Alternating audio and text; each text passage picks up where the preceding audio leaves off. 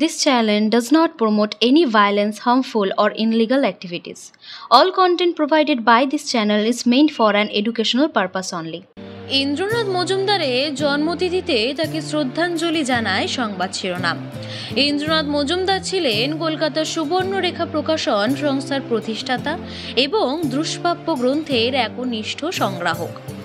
1933 সালে ব্রিটিশ ভারতে অধুনা বাংলাদেশের খুলনা জেলার দশানী গ্রামে তার জন্ম। তার ঠাকুমা স্নেহের বশে নাম রেখেছিলেন মৃদুল কান্তি। তবে ডানপিটে স্বভাবের সেই ছেলেটি বইয়ের পোকা রেখেছিলেন এবং শরৎচন্দ্রের শ্রীকান্ত উপন্যাসের প্রভাবে নিজের নাম পরিবর্তন করে রাখেন ইন্দ্রনাথ। স্কুলের গণ্ডি পেরোতে না পারলেও ইন্দ্রনাথের জ্ঞান পিপাসা ছিল অদম্য। তার বাবা কলকাতার ইচ্ছাপুর রাইফেল ফ্যাক্টরিতে কাজ করতেন। দেশভাগের পর 1947 সালে তারা কলকাতায় চলে আসেন। তবে এর আগে থেকেই কলেজ স্ট্রিটের বই পড়ার সঙ্গে তার নিয়মিত কিন্তু যোগাযোগ ছিল। 1959 সালে অবনীরঞ্জন রায় ও অভিনেত্রী সীতা মুখোপাধ্যায়ের সঙ্গে যৌথভাবে তিনি কথাশিল্প পাবলিশিং হাউস প্রতিষ্ঠা করেন। এই প্রকাশনা সংস্থা থেকেই নির্মল্য আচার্য ও সৌমিত্র চট্টোপাধ্যায়ের যৌথ সম্পাদনা বাংলা সাহিত্য ত্রৈমাসিক এখন প্রথম প্রকাশিত হয়।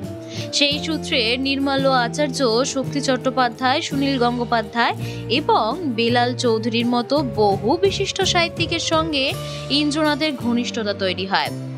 সাহিত্যিক কমল কুমার মজুমদারের কোনো সন্তান না থাকায় ইন্দ্রনাথ একসময় তার পুত্রতুল্য ও ঘনিষ্ঠ সহচর হয়ে উঠেছিলেন।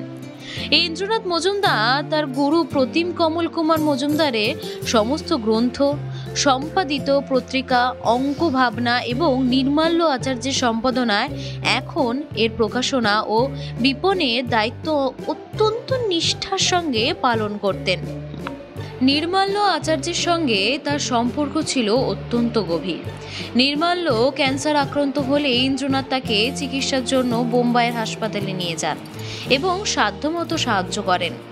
দুষ্প্রাপ্য গ্রন্থের প্রতি ইন্দ্রনাথের আকর্ষণ ছিল প্রবল।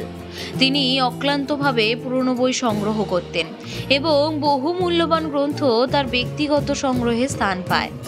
তার এই আগ্রহের প্রতিফলন দেখা যায় সুবর্ণরেখা প্রকাশন সংস্থায়, যা তিনি পরবর্তীকালে প্রতিষ্ঠা করেন। এই প্রকাশনা সংস্থা ব্যতিক্রমী সাহিত্যকর্ম এবং দুষ্প্রাপ্য বই প্রকাশের জন্য পরিচিতি লাভ করে। ইন্দ্রনাথ মজুমদার ছিলেন একাধারে একজন প্রকাশক, সাহিত্যপ্রেমী এবং দুষ্প্রাপ্য গ্রন্থের সংগ্রাহক। বাংলা সাহিত্য ও প্রকাশনা জগতে তার অবদান অনস্বীকার্য।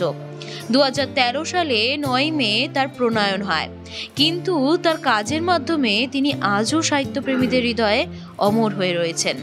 সংবাদ শিরোনামের পক্ষ থেকে ইন্দ্রনাথ মজুমদারকে জানাই প্রণাম। মানুষের পাশে, মানুষের সাথে আমরা আছি এই বাংলাতে। আপনারা দেখছেন সংবাদ শিরোনাম। দেখলেন তো অনেক কিছু, এবার দেখুন নতুন কিছু।